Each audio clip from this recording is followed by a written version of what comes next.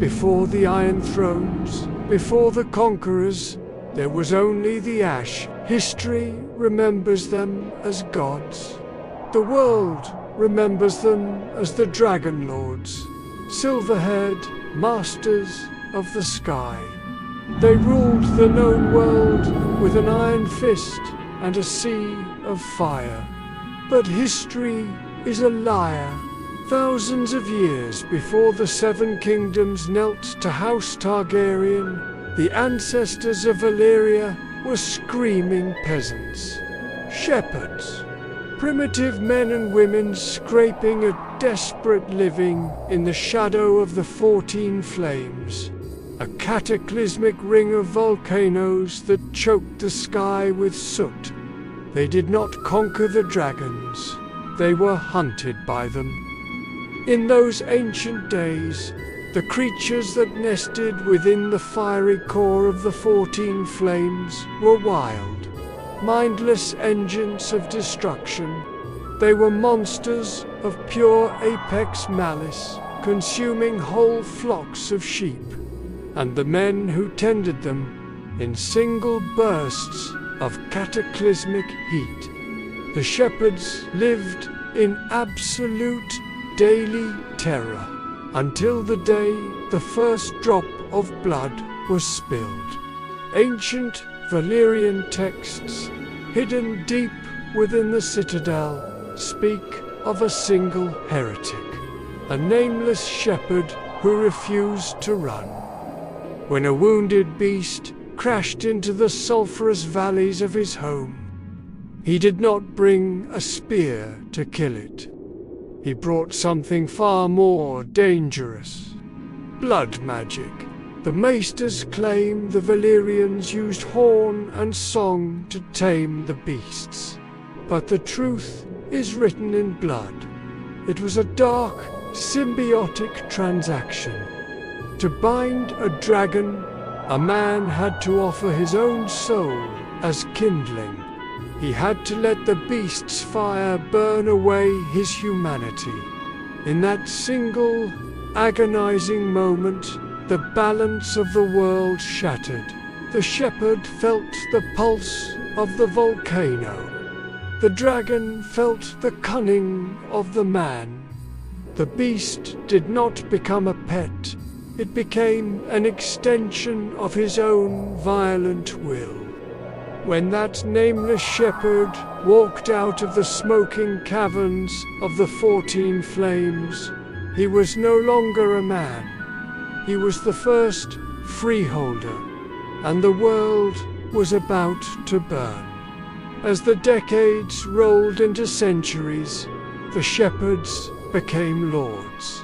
They bred the beasts, built cities of molten stone, and formed the Valyrian freehold. But to the east lay the unchallenged superpower of the ancient world. The old empire of Guise, the Ghiscari, ruled through absolute discipline, iron legions, and a slave trade that fed their massive brick pyramids. They looked at the rising Valyrian peninsula and saw nothing but upstart goat.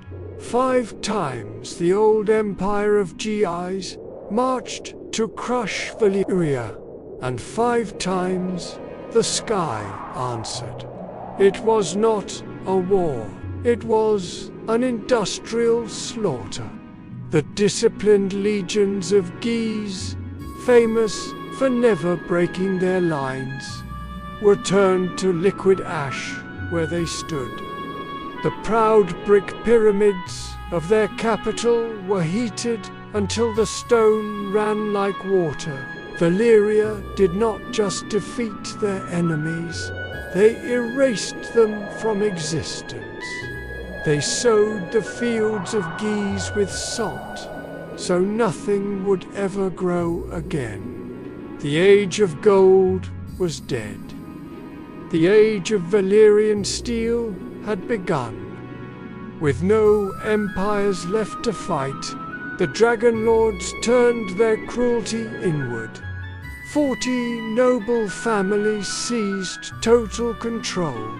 The dragon-rearing elite, known as the 40 families, among them were minor houses, ambitious and ruthless, including a family known as the Targaryens. To keep their bond with the dragons pure, the 40 families turned to horrific practices. They wed brother to sister, keeping the magic strictly within their bloodlines. They descended into the dark depths of the 14 flames, forcing millions of slaves to mine for gold and silver in temperatures that melted human skin. Valyria had become the most beautiful, majestic city on the planet, built entirely on a foundation of screams, blood magic, and absolute hubris.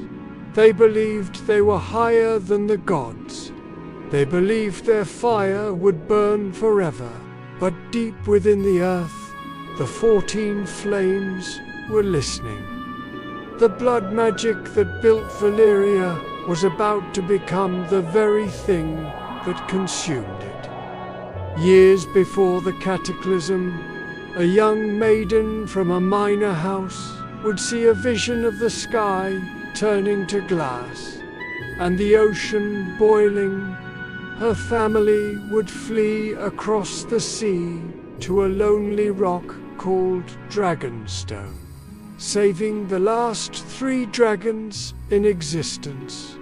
The rise of Valyria was written in blood, but its fall would change the fate of Westeros forever.